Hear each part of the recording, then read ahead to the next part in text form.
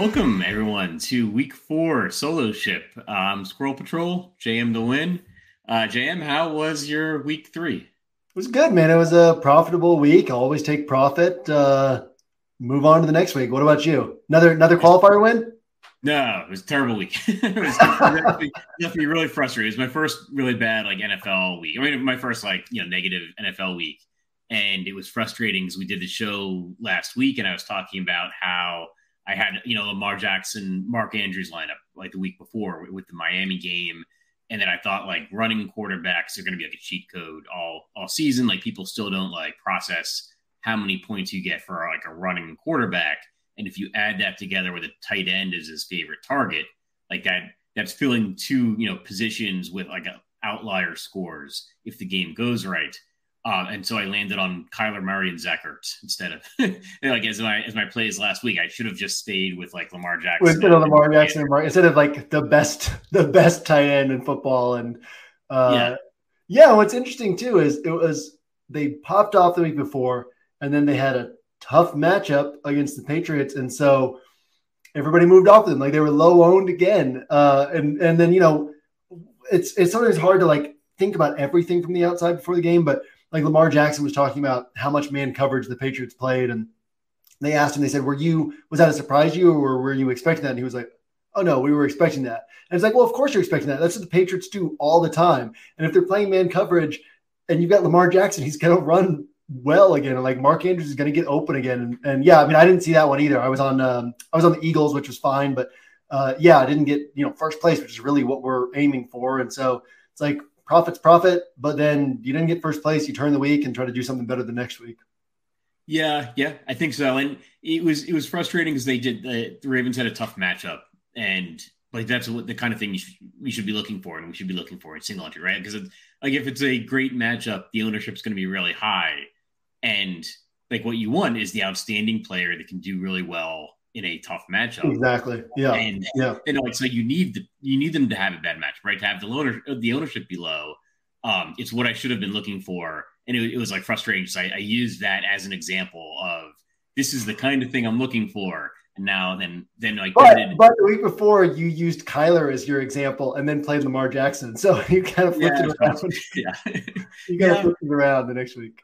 What's funny? When I last season I did a Blender and I did a podcast together, and he was saying that the moment that somebody is oh, this wide receiver has a tough cornerback matchup, he's that's the moment I want to play that player, because again, if the people are overrating matchups, and if we're able to find that spot, which not to jump at the slate from a weird angle, but one of the spots this week that's interesting is Davante Adams, right?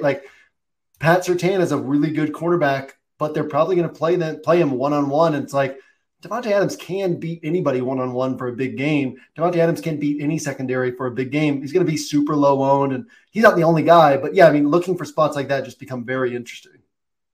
Yeah, Davante Adams has not been on my radar really this week. I mean, I haven't done a ton of preparation until Fridays. But Davante Adams isn't the guy I've been thinking about, but I've been thinking about Josh Jacobs because he's so cheap. That's actually a great point because I think people are going to play a lot of Jacobs, and week 2 we're falling over ourselves. We did a show where it said we're looking to get away from chalk, but Davante Adams is chalk I can't get away from. And now week 4, people aren't really thinking about him, and they're going to load up on a cheap Raiders running back because the value is there. It's oh, maybe maybe this is Davante Adams week. And what's interesting too is people are oh, well, Josh Jacobs has a horrible matchup, and I don't really like him that much as a player, but he's cheap, so I'll play him at heavy ownership, as opposed to this other guy also has a tough matchup and can break that matchup for a huge game, but they don't want to play him. But yeah, the one of the things too that I think that has sharpened my thinking and talking with you each week is I am so value conscious in DFS, but the value of being oh yeah, this guy's a better value, but the path to first place is letting go of that value consciousness a little bit, right? Week 2 playing Cooper Kupp over Davante Adams because he was 1,300 more and was therefore 7% owned when Davante Adams was 50% owned. It's just letting go of that value consciousness a little bit in certain places can just give you such an edge, just getting these players other people aren't on. Yeah, actually, the 3 main sports I play are baseball, football, and basketball. And it's funny because it's a whole spectrum of, from like variance and value. And it's really hard to adjust like in October's for me, right? Because I'm playing baseball and the variance is so large and I don't care about value at all. And then football starts and so, well, value is like somewhat important. Like baseball, you can pair two lineups that are really low priced. Maybe they've got like some bench players hitting in the lineup that day. And like I won a GPP on FanDuel this year, like the rally, like the $30,000 rally, using less than half the salary cap, just because it was like Tigers and Royals, and like you couldn't use like more than like 2/3 of the salary cap, like stacking those two lineups. Football, you generally want to use all your salary, but like value is not that important. You want to look at like somebody like Josh Jacobs and say, well, like he's a really good value, he's a really good point per dollar play. That's important, but like it's not so important that I can't like pivot to a similar value at like a similar price range. Even if the point per dollar is not as good. And then basketball is like value is like supremely important. Like you never want to leave salary on the table. You've always got to be thinking about like points per dollar, except for some rare occasions. And it's interesting. I think football, I'm really starting to see like a trend where I think I want to spend up for guys at low ownership that can break the slate, and where I'm going to differentiate, I think it's just the value plays. And it's interesting because I think we've got some for the first week. I think this year, I think we're going to have some value plays that are very heavily owned with the Jamal Williams, the Detroit running back, like DeAndre Swift's out, and then I think it looks like David Montgomery's going to be out too. And that's going to make Herbert's ownership pretty high. Yeah, and what's interesting too is, Overzet and I were talking about this today. Like we've had a lot of the same, like DFS growth kind of slowed for a little while. And now it's picking back up. But you've had like a lot of the same people playing for a long time, a lot of the same people talking about it for a long time. But their thoughts haven't necessarily evolved as the NFL has evolved. And so it used to be like, oh, well, the starting running back's out. We play the backup, right? You don't even worry about ownership. You play the backup. But the minimum price for running backs used to be $3,000. And they didn't price up running backs aggressively. So we used to get like $3,300, $3,600 running backs with 20 touch roles. Jamal Williams is priced next to A.J. Dillon. The last time that Jamal Williams had this role, when DeAndre Swift missed games last year and Jamal Williams was healthy, Jamal Williams played under 50% of the snaps both games, touched the ball 18 and 19 times. 18 and 19 is great, but that's the same number of touches that we would generally project for A.J. Dillon as a double-digit favorite against the Patriots, right? And so it's like, we're going to have everybody. Ramondre Stevenson touched the ball 16 times last week. We know the Patriots are going to try to run it against the Packers, who are easier to run on, and with Brian Hoyer at quarterback, and he's like 5,300, like not the same touch projection, but close.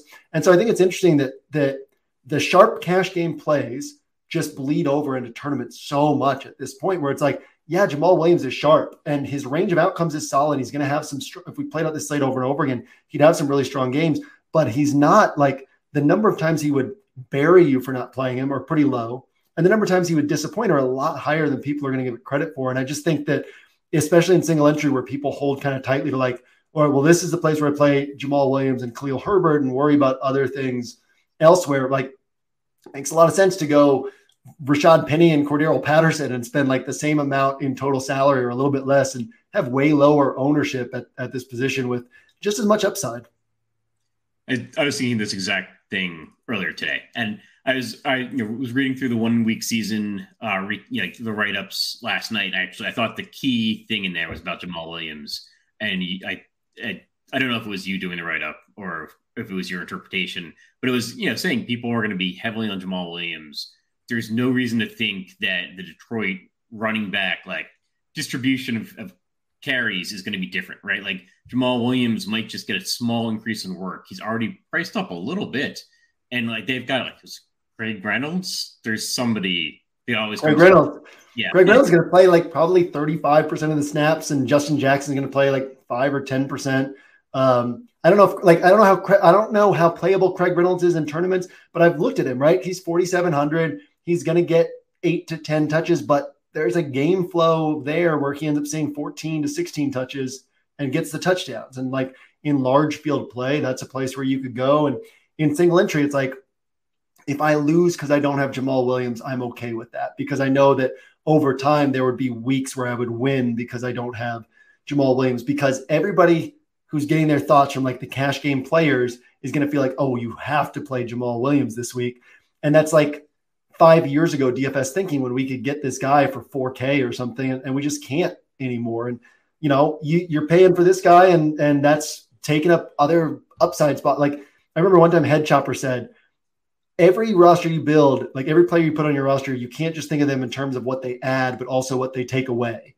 Like the moment you're putting Jamal Williams on, that's taking away the chance to do something different with more upside in that spot. And I think that this is an interesting week to just, be different at running back, be different like almost everywhere. We get up to Josh Allen, Jalen Hurts, and Lamar Jackson. Don't worry about ownership on those guys. And then you kind of be different everywhere else, because the field is congregating on plays that, to me, it's like they're not as sharp as the typical chalk plays. Yeah, I was looking at the list of running backs that is cheaper than Jamal Williams. And it's like Ezekiel Elliott, Miles Sanders, Antonio Gibson, A.J. Dillon, like Kareem Hunt. I don't know if Jamal Williams can outscore these guys. And we've got him on RotoGrinders, we've got him projected for 33% ownership. I think in large field tournaments, it might not be that high. This hasn't updated for the David Montgomery injury. Like in single entry, it'll probably be like 33%. Agreed. And Jamal Williams has a good path to a large number of points, but it's not. I mean, I don't know if he's going to outscore those guys, and he's more expensive than them. You keep working your way down the list to Rashad Penny. I don't know what he did to DraftKings, man. He's the 36th most expensive running back. There's only 12 games. There's 24 teams playing. Why is Rashad Penny the 36th most expensive running back? And like he hasn't caught a lot of passes, and Seattle's got another guy. I'm blanking on his name. Kenneth Walker. But Walker, Penny played 69% of the snaps last week. Like in today's NFL, that's elite workload, right? I mean, like even the McCaffreys and Saquons are playing like 80% of the snaps. I mean, they get all the touches, but that's pretty crazy. And you think about Amon-Ra St. Brown is out. How are the Lions going to play this game? They're not going to just keep like Amon-Ra St. Brown's a cheat code. They've got to play differently in this one. And so this game's going to stay a little bit closer. And we know that Pete Carroll likes to play for the fourth quarter. If you pay attention to this team, he talks about it all the time. If we get to the fourth quarter and the game's close, we'll win it. Like that's his whole strategy. And that was the problem with Russell Wilson is like, if we get to the fourth quarter, like, and his thought was like, we don't need to take a big lead. Let's just get to the fourth quarter and win it there. Like this is a spot where Pete Carroll's going to be like, hey, we can hammer the ball on the ground against this Lions run defense. Yeah, I mean, there's just a lot. Cordero Patterson has seen 20-plus touches in 2 of the last 3 weeks, and a great spot against the Cleveland run defense. He's going to see more than likely, he's going to see 20-plus touches again at 6,500, 400 more than Jamal Williams. Yeah, there's a lot of places to go where, again, like I think that people who are watching this at this point, they're clear of what we're saying. We're not saying Jamal Williams is a bad play. He's a perfectly sharp play, but when we're talking about what wins you a tournament, it's tough to see the path to him making you the most money if we could play out this slate over and over again. And in single entry, people are going to be even more likely to play him because they just feel like he's the guy you have to play. And it's old DFS thinking. It's before they priced up these backup running backs. And he's priced like a starter right now. And what's DeAndre Swift usually? Like 6,700? Like Jamal Williams isn't DeAndre Swift. Right. Like I think if you just took the names, like switched the names around on the Detroit running backs, like if Jamal Williams was 4,700, we would think about like heavily about playing him, right? And like if that's what like Reynolds is priced at, maybe that's I don't know. Like I might be like for a single entry, smaller field, like maybe it's like too cute. But I'm gonna be looking at some rosters. Okay, I'm gonna plug in Penny and Reynolds into my running back spots. Like then with Lamar Jackson and Mark Andrews, and see like what I can get at wide receiver. Because like the running backs are not putting up the scores so far this season that you have to have. So like at 4,700 and 4,900, like I can miss somewhat, and like right. Penny can split the carries. He's priced to be splitting the carries, and he might not. And that's going to be a high scoring game. You mentioned the Cleveland game, and that's like. I think we should talk about the games, the overall like game environment this week. There's some interesting games because there's basically one game that's just jumping out at everybody, and it's jumping out to me too, which is the Buffalo game, Buffalo-Baltimore. And like I am not going to look to get underweight that game because it's got 2 good offenses, explosive teams, explosive players. It's got the highest point total on the board. Then there's some other games like Cleveland. So I think it's Cleveland, Atlanta. It's got like a surprisingly high total for me. Seattle, Detroit. I mean, that's a little bit less surprising, but the Cleveland, Atlanta one is really surprising to me. Yeah, Cleveland, Atlanta, they're both top 8 in offensive DVOA early in the season, both bottom 8 in defensive DVOA early in the season. But what's interesting there is I think that a lot of the people are going to be like, oh, well, I can't pay all the way up to Josh Allen or Lamar Jackson or Jalen Hurts because there's just not enough value this week. So I'll go down to Jacoby Brissett and Marcus Mariota. Like, I think Marcus Mariota is going to be one of the highest owned players this week. And it's like, it feels good because it's a nice game total and all that. But both these teams are bottom 5 in pass rate over expectation. Both these teams want to run the ball, and neither of these teams are in a matchup where they're going to be prevented from running the ball. And so that's why I like Cordero Patterson, is because he's leverage off of Mariota, and he's the way that Atlanta is going to try to win this game. And so, yeah, I mean, I think that we have to look at these game totals through the right lens, right? We always say, like, every game total, every 47-point game total is different from other 47-point game totals. Sometimes it's like 47 points, but the range of scoring on either side of that is broad, and they could have like 65, 70 points in this 47-point game total. But this is the type of game total where, yeah, 50% of the time it goes over, 50% of the time it goes under. But when it goes over, it's rarely going for like 60-plus points. It's going to go for 53. It's going to go for 55. And so this kind of points us toward, like, yeah, do we really want to overthink this top game? I love what you said about, like, you're not going to be underweight on that game, because there's such a tendency. I think what makes a good DFS player a lot of times is if your natural tendency is to, like, assume that everyone's wrong and just be like contrarian, right? And I've often said that it takes me longer to come up with simple solutions than it does with difficult solutions, because I always go to like more difficult solutions to something first. And sometimes my wife will be like, or we could just do this. And I'm like, oh yeah, that makes sense. And that's what makes a good DFS player, right? Is we think differently, but then you also have to say, oh, I don't want to overthink this spot that's good. I don't want to just be contrarian to be contrarian. Load up on this game and then be different in other spots. And that's kind of like, I'm going to have Josh Allen on my main roster this week. I'm going to have exposure to that game. And if I'm not going to that game, I'm going to go to Jalen Hurts. And if I'm not going there, I'm going to go to Russell Wilson and the Broncos, because he's coming in under 1% ownership in most projections right now. And is he going to hit more than once every 100 games in this spot? Yeah. Like, eventually this offense will figure it out. It probably won't be this week, but there's a better than 1% chance that it'll be this week. And so, yeah, I mean, like, the cheaper quarterbacks, I think they're fine, but that's just not where I want to go on a week like this. And I think that the slate sets up very interestingly, like, when you look at things through that lens. Yeah, so there's a question on the RotoGrinders expert survey this week, every week. That's, what game do you think is most likely to go over its projected point total? And that's a good spot where people kind of put in their sleeper game, right? Like their game that's got like a 40-something point total, 44 point total, but they think it could be much higher. My answer to that question this week was the Buffalo-Baltimore game. Like, it's got the highest point total on the board, but I think it could go over significantly. And it's a good contrast to get to that Cleveland-Atlanta game, where the point totals aren't that different, but like, I would be really surprised to see Cleveland-Atlanta go way, way over its point total, because both teams are going to try to run the ball, I think. And it's actually Nick Chubb, I think, is an interesting play this week. Yep. I think you guys, I mentioned him on 1 week season to see, like, it's a guy you want to see what the ownership is at, because he's someone a lot of people could gravitate towards. High point total game. He's going to be getting, we know he's going to be getting a lot of the work. But I think now with like Khalil Herbert and Jamal Williams, like, he might end up with pretty low ownership. And like, so if you're not spending up a quarterback, maybe that's what you want to do, is be going towards somebody like Nick Chubb. They could see a monster game. It's interesting. You mentioned, like, DFS has been growing a lot over the last few years. So a lot of people have the same mindset. Like, a lot of the people we're entering tournaments against have a similar mindset that they've had the last few years. And I think the quarterback might be a spot like that, where we're used to looking for value quarterbacks. Yeah. The guys priced at like 5,800, 5,600 on DraftKings, where it's like, oh, but they've got a great matchup this week. They could throw for 300 yards.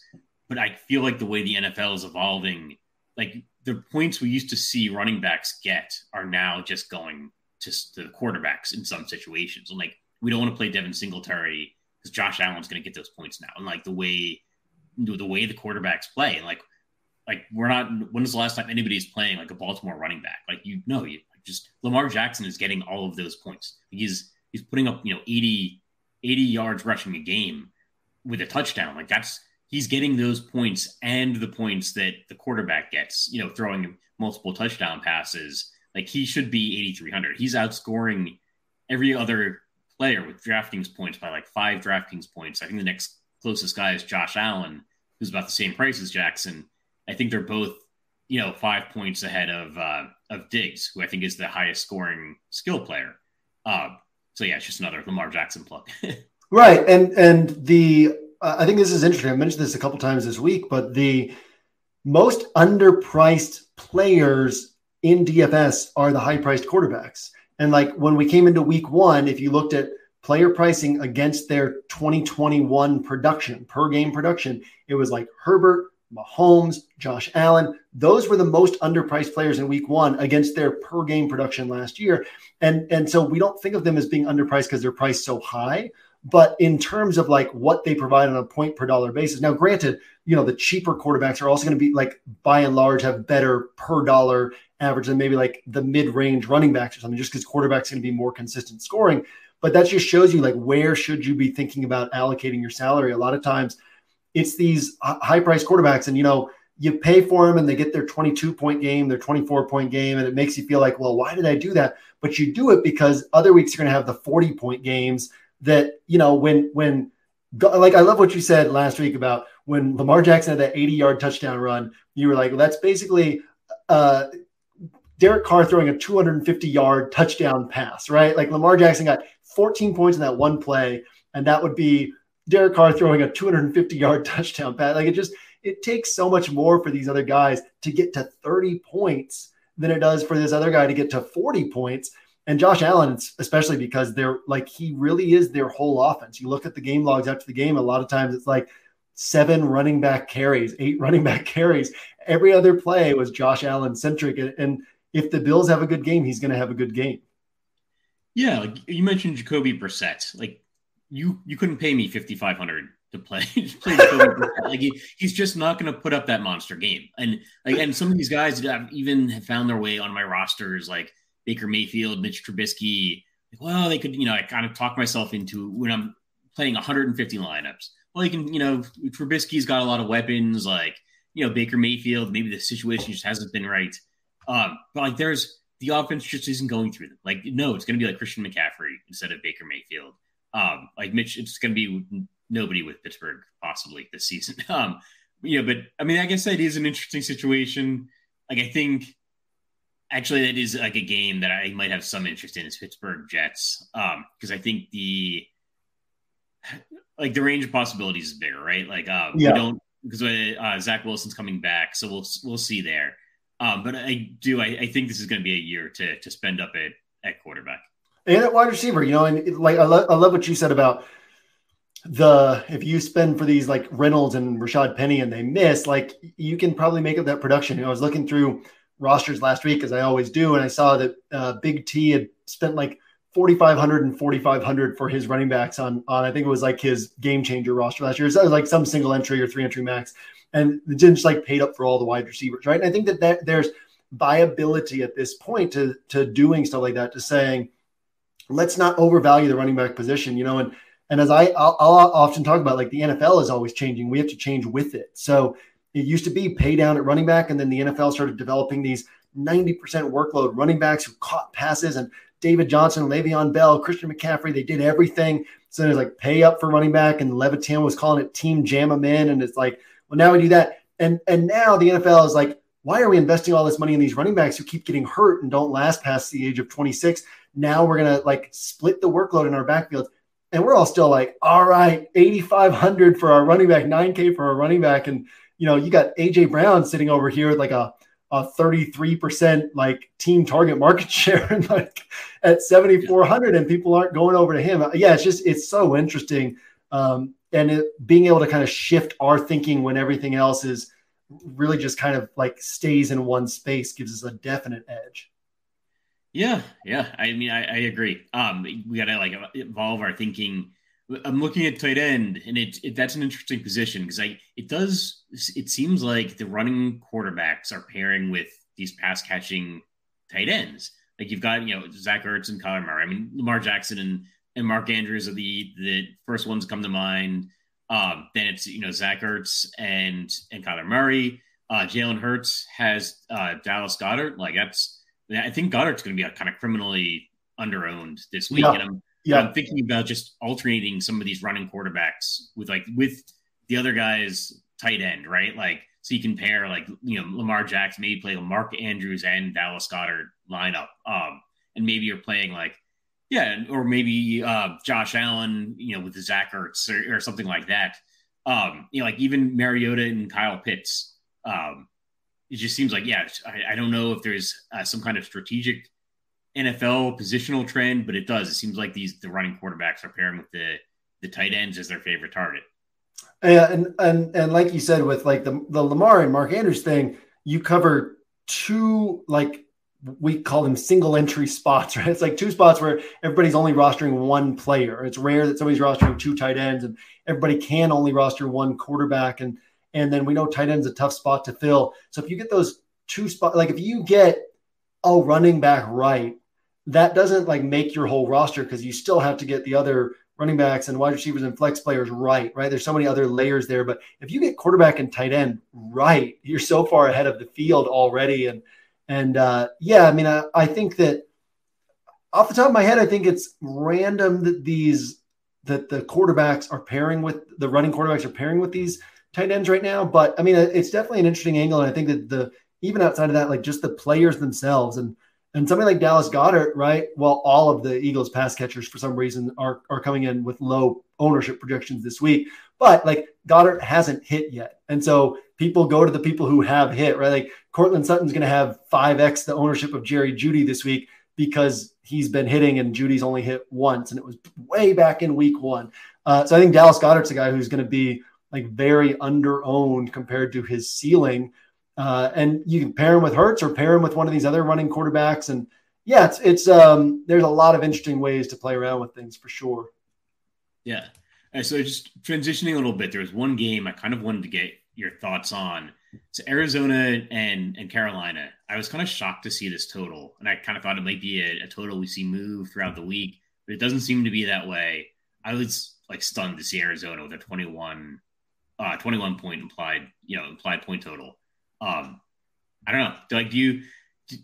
I thought that would be much higher. I thought Kyler Murray, and I know they're like the running game hasn't gotten going. The receivers are all hurt. But I'm still just shocked that they're underdogs and that their point total is 21.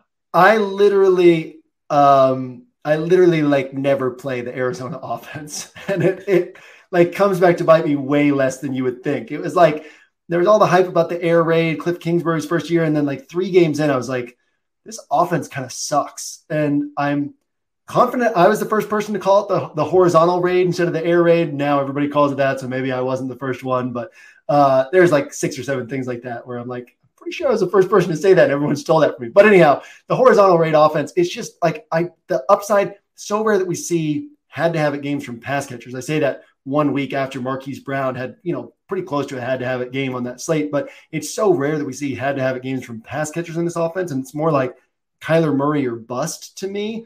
But the game total is low, like really low for a Panthers defense that dedicates a lot of attention to taking away the pass, but doesn't necessarily have the talent to take away the pass. So I think that, especially when you're talking about, hey, first place or nothing, right? And I think this is important too, right? When we talk about qualifiers versus tournaments, it still is a different conversation because in tournaments, it's first place or nothing, right? But the payout might be like 50x for first place. And in a qualifier, the payout is like 70. I mean, not 70x, like 500x with the value of the ticket a lot of times, or like 200x, 300x, and then the upside for that $1 million finish, right? And so and then first place is the only place where the money is. So I think in like a qualifier, Kyler Murray just continues to make sense because he can do it all and he can put up these monster games. In tournaments, it's like, do I need that risk where I'm on a low total game and I'm literally out of the money if he misses. Like, I don't think so. And I don't like this. I've never liked this Arizona offense. And, I took some James Conner last year just because of the touchdown upside, the way he was being used. But yeah, it's a surprisingly low total, but it's not one that I'm like, oh, this is way off, I don't think. Okay. Yeah, it's interesting. It seems to me like a game where I'm probably not going to go there in like small field contests. But then if it blows up, I'm going to be angry at myself. I'm going to be like, why did we not see that coming? Like Kyler Murray, Christian McCaffrey, like obviously that game could go berserk. And I don't know why it had a 43-point total.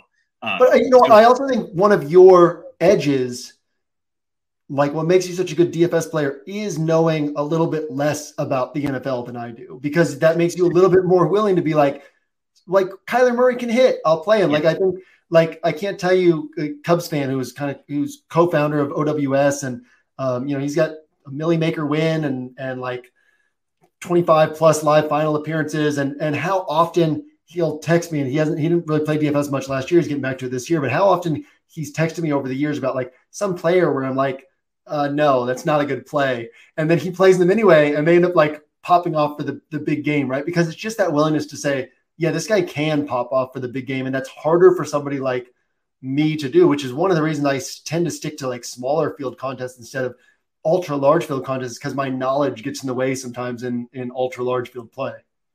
Yeah, there's two things I try not to do. Like I don't follow college football because I don't want to know. Like, I don't want to know like who people think are good coming into the NFL. Like, I want to see what they do in the NFL first. Like, I don't want to have like preconceived notions. And it's either, I didn't go to like Division I school, so it's easy for me to not follow college football.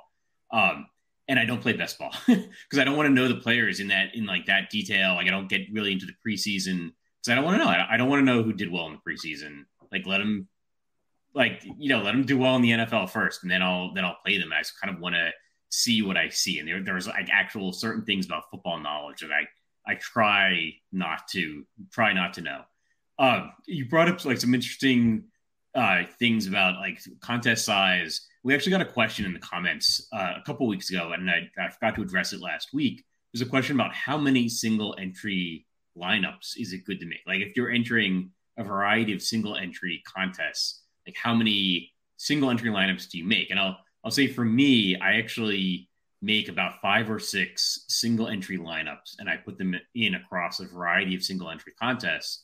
And a lot of times I'll try to have different quarterbacks. Like, it'll be different game stacks. And like this week, I might actually have like a Josh Allen and Lamar Jackson in those 5 like single entry lineups. And part of the reason I do that is just because I'll play like the DraftKings qualifier. That's 5 entry max. It'll be at $470. And have those be my 5 single entry lineups. But then I'll play like some 5 max, some 3 max, and then I can just like cut and paste it all the way down into my DraftKings file when I'm doing the lineups. And it's actually like, I wanted to address that question for one thing, to just say it's actually like very logistical that like on FanDuel I'll tend to play 6 single entry lineups because they have leagues where you can enter 3 lineups. And also like I'll have like a multiple of 3, right? So I'll have 6. And I'll be entering all those lineups in different contests. I can just cut and paste it all the way down at one time in my FanDuel entry file. So like that'll have might have 1,000 lineups in it, and entries in it for football on a Sunday. How about you? Like, how many like single entry lineups do you tend to do? I think you've said like in 1 week season you tend to do like 3 or 5 lineups. Yeah, right?